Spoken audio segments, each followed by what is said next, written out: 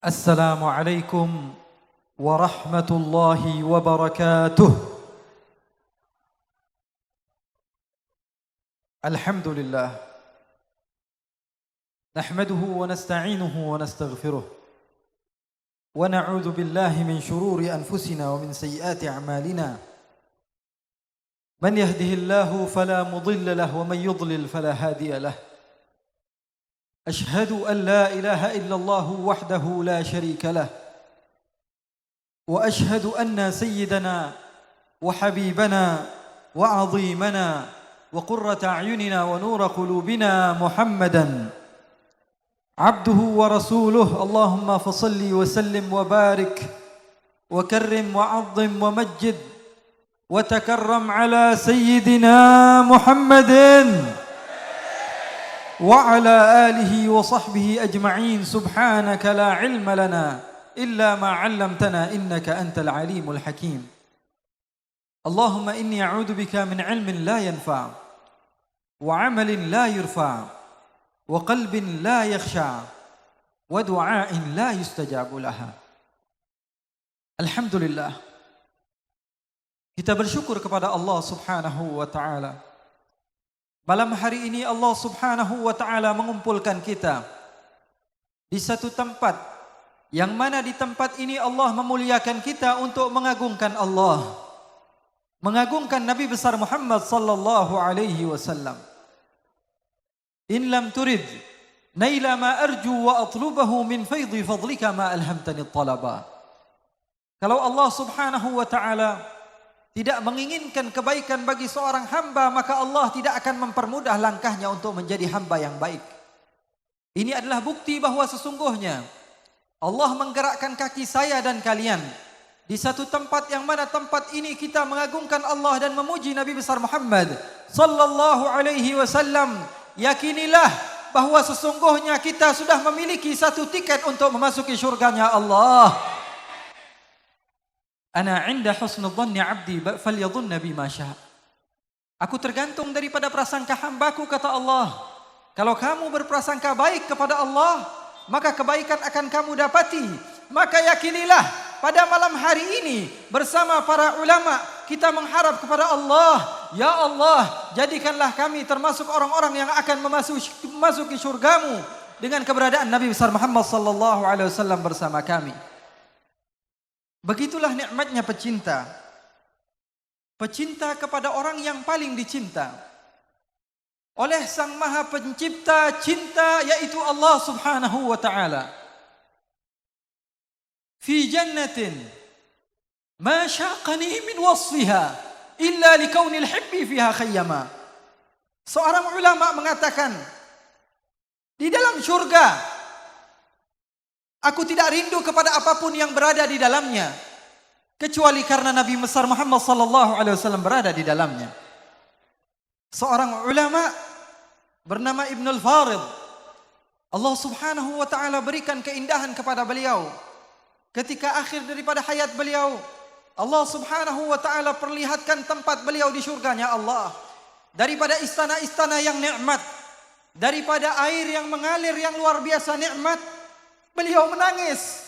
Kalau saya dan kalian sebelum Allah wafatkan, Allah tunjukkan tempat kita di surga, kita pasti akan mengatakan, ya Hanana, ya Hanana, alangkah beruntungnya kami. Akan tetapi apa yang terjadi kepada Ibnul Farid? Beliau menangis. Beliau mengatakan, in kanat manzilati fil hubbi indakum ma qad ra'aitu faqad dhayya'tu ayyami. Umniyatun dhafirat ruhi biha zamanan wal yawm ahsibha adghathu ahlami. Kalau sahaja ya Allah, tempatku adalah hanya surga, daripada banyaknya cintaku kepadamu ya Allah, hanya surga yang sebentar tadi nampak di hadapanku ya Allah, maka ketahuilah sesungguhnya aku telah menghabiskan usiaku sia-sia. Sesungguhnya aku memiliki keinginan yang jauh lebih besar daripada surga ya Allah. Akan tapi sekarang aku anggap itu hanyalah mimpi belaka ya Allah. Lalu dia mendengar suara hatif. Fama tarumu ya Umar? Apa yang kau inginkan wahai Umar? Beliau mengatakan, arumu wa qad tala al-mada minka binadratin wa kam min dima'in duna mirmaya tallati. Beliau mengatakan, Ya Allah, sesungguhnya yang kuharap kepada Engkau, ya Allah, pencipta daripada cinta, ya Allah. Aku mengharap pandangan daripada Engkau, ya Allah. Sesungguhnya sudah banyak mataku mengalirkan daripada air matanya, sehingga bahkan tidak jarang mataku mengalirkan daripada darah karena kecintaanku kepadamu. Dan aku hanya berharap kepadamu balasan kepadaku dengan cintamu, ya Allah. Orang yang pandai, orang yang cerdas, orang yang hebat, dia akan mengharap kepada Allah sesuatu yang lebih hebat daripada syurga, yaitu cinta Allah subhanahu wa ta'ala. Sayyidatuna Rabi'atul Adawiyah, tidak kurang ibadah beliau di dalam satu malam 10.000 rakaat. Lalu ketika ditanya kepada beliau, wahai Rabi'ah, kenapa ibadahmu banyak sekali? Apakah engkau berharap kepada Allah untuk dimasukkan ke dalam syurga? Ataukah engkau takut daripada api neraka sehingga engkau banyak beribadah kepada Allah? Beliau adalah insan yang mencintai Allah, mencintai Rasulullah sallallahu alaihi wasallam. Beliau mengatakan, walaitaka tahlu wal hayata mariratun, walaitaka tarda wal anamu ghidabu, idza sahha minka al wuddu fa kullun hayyinun wa kullu ma fawqa at-turabi turabu. Beliau mengatakan, andai saja Allah bahagia kepadaku, maka aku tidak akan pernah memikirkan manusia. Apapun yang diinginkan manusia, karena manusia tidak akan pernah memberikan engkau keridhaan. Kapanpun itu, semua manusia tidak akan mungkin sepakat untuk setuju dengan apa yang kau inginkan. Semua manusia.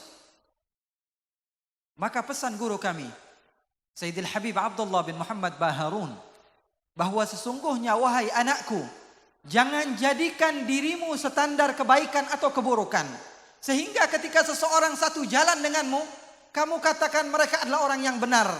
Kemudian orang yang tidak sejalan denganmu, maka dia adalah orang yang salah. Kecintaan kepada Allah subhanahu wa ta'ala adalah segala-galanya, dan jangan pernah menjadikan permusuhan kepada manusia karena tidak sejalan denganmu. Seseorang tidak mau maulid, apa salah dia tidak mau maulid? Seseorang tidak mau tahlil, apakah dia meninggalkan salat? Seseorang yang tidak mau membaca kenduri arwah, talqin dan semisalnya, apakah orang tersebut meninggalkan zakat, melakukan perzinahan, sehingga engkau meyakini bahwa dia adalah ahlu neraka? Kau mengatakan dia selalu menyesatkan kami, tanpa kamu sadari bahwa kamu senantiasa menyesatkan mereka. Nabi Muhammad sallallahu alaihi wasallam diutus oleh Allah rahmatan lil alamin. Kepada siapapun Nabi besar Muhammad sallallahu alaihi wasallam akan sayang. Bahkan ketika lewat seorang Yahudi meninggal, Nabi Muhammad menangis. Sahabat bertanya, "Ya Rasulullah, bukankah yang meninggal sebentar tadi adalah seorang Yahudi, musuh kepada kita?" Kata Nabi Muhammad, "Aku menangis karena dia Yahudi, bukan karena orang Islam." Kalian tahu kenapa? Karena pada saat ini dia sudah diyakini akan memasuki neraka Allah, dan Nabi Muhammad diutus oleh Allah untuk menjadikan semua orang azizun alaihi ma anittum harisun alaikum. Nabi Muhammad berharap semua orang siapapun itu, bahkan orang Yahudi, masuk ke dalam surganya Allah subhanahu wa ta'ala. Itulah rahmat yang diajarkan oleh Rasul sallallahu alaihi wasallam.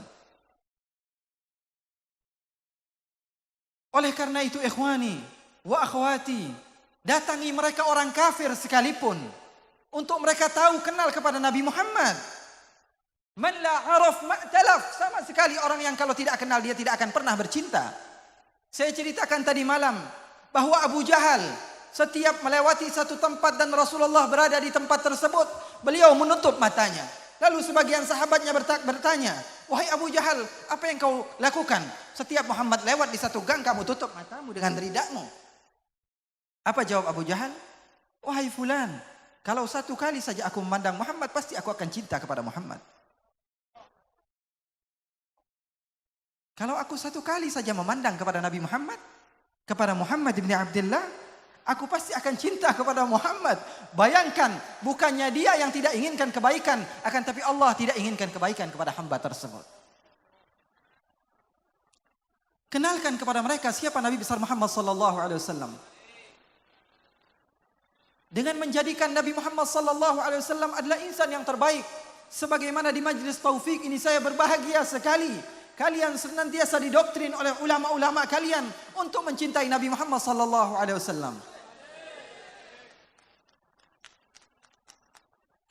Walaupun mereka para azul, mereka orang yang syirik, mereka orang yang tak nak kita memuji kepada Rasul sallallahu alaihi wasallam. Mereka senantiasa berkata begini dan begitu, tapi kalian diajarkan untuk senantiasa mencintai maulid walaupun orang lain mau berkata apapun. Itu bagus, akan tapi jangan salahkan orang lain.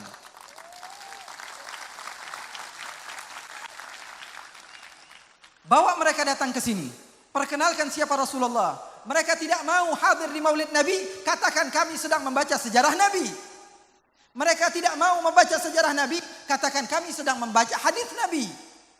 Apapun caranya, yang terpenting itu adalah wasilah. Kalian membawa semua orang ke dalam surga Allah dan kalian akan menjadi orang yang paling dicintai oleh Allah.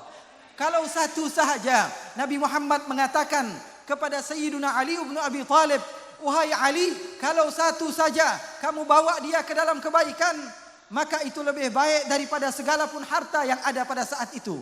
Yang paling mahal sekalipun hatta humurun ni'am. Bagaimana kalau kalian membawa sahabat kalian ke Majlis Taufik, kenalkan kepada Rasulullah. Kalian berjumlah beberapa ribu. Satu di antara kalian membawa 2 orang, maka akan berjumlah lebih banyak orang yang mencintai Rasul sallallahu alaihi wasallam. Dan ketahuilah Nabi Muhammad akramul kurama. Allah yang mensifatkan Nabi Muhammad Raufur Rahim. Siapa yang memuji Rasulullah? Saya, bukan saya. Kalian, bukan kalian. Seorang raja, bukan seorang raja. Tapi Allah pencipta Nabi Muhammad memuji Nabi Muhammad. Allah katakan Raufur Rahim. Wa innaka, dimulai dengan waw. Di dalam balaghah berartikan takkid dan taukid. Inna harfu taukid. Kaf harful khitab yufidu taukid. Lamut taukid. Ala isti'la yufidu taukid. Khuluqin azim, dan na'at man'ud juga berartikan taukid. Apakah kalian tidak pernah membayangkan pujian Allah kepada Nabi besar Muhammad?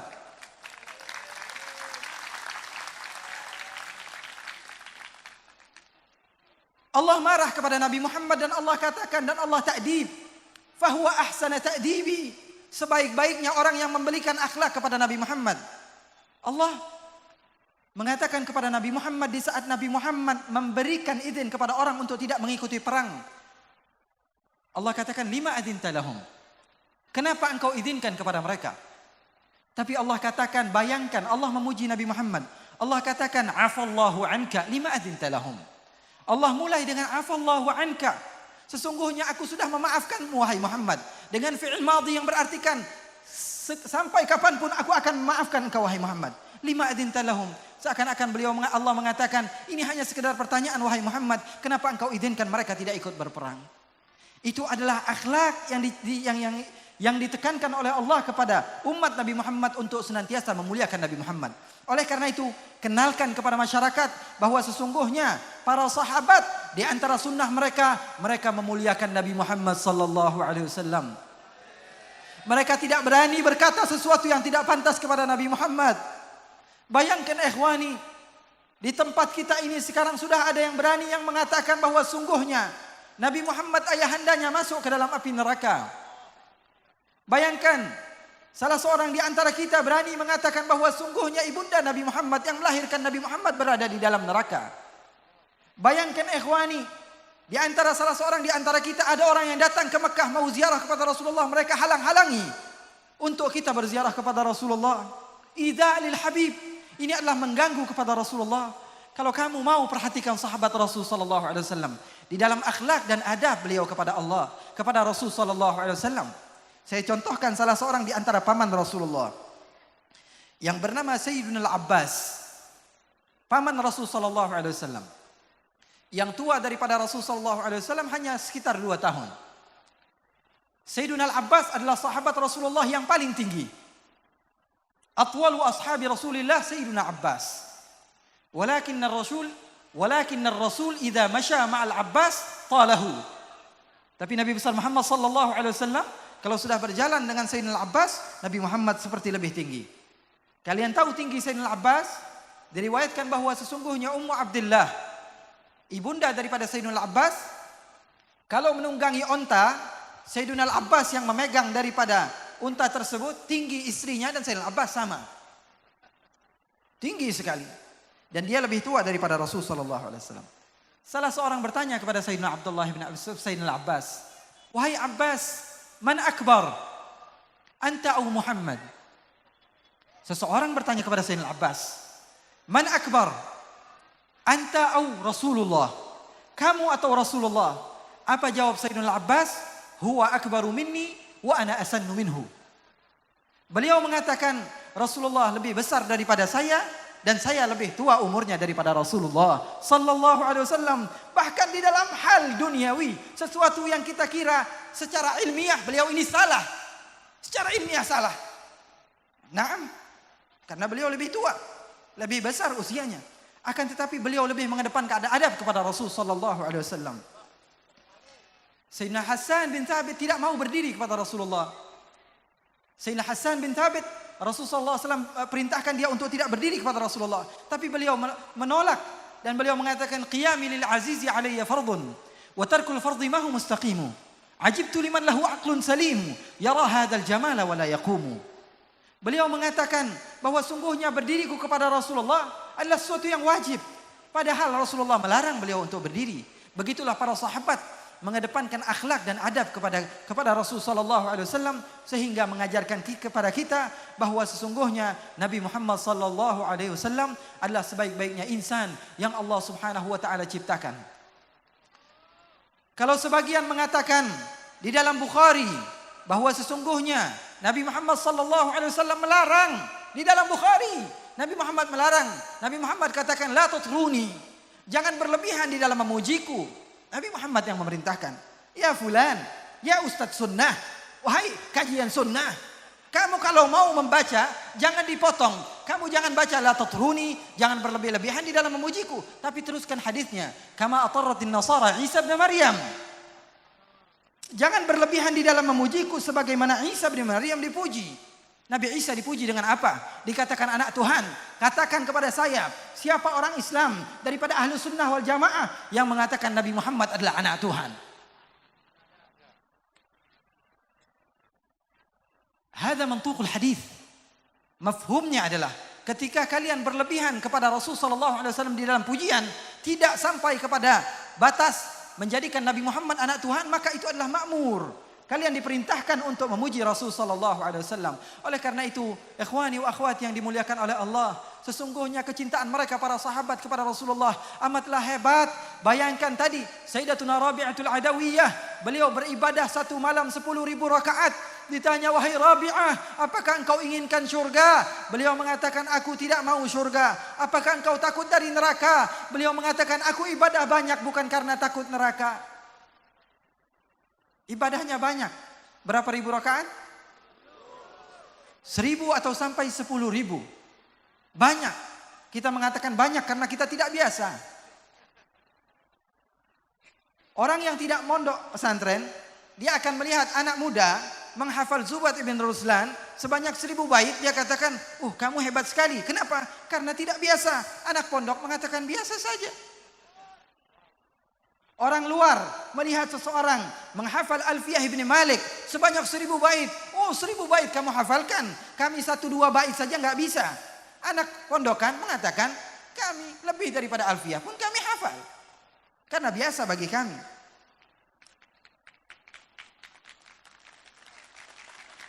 Maka Imam Al-Haddad mengatakan tarkul adah adawah. Tarkul adah adawah. Karena kita tidak terbiasa. Saya meyakini bahwa sahabat Rasulullah, kalau Allah hidupkan kembali, mereka akan lebih terkejut ketika melihat kita semua. Kami beribadah di malam hari, di siang hari kami terkadang istirahat.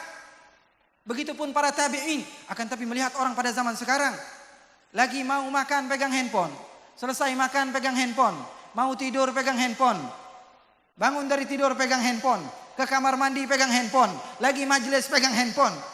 24 jam dia bersama handphone. Jauh lebih hebat. Kami akan terkejut, kata sahabat Rasulullah. Sayyidatuna Rabi'ah dari banyaknya ibadah kepada Allah, Ditanya, kamu mau masuk surga? Beliau mengatakan, aku tidak berharap surga. Kamu takut dari api neraka? Beliau mengatakan, aku tidak takut dari api neraka. Lalu apa yang kau inginkan wahai seorang perempuan?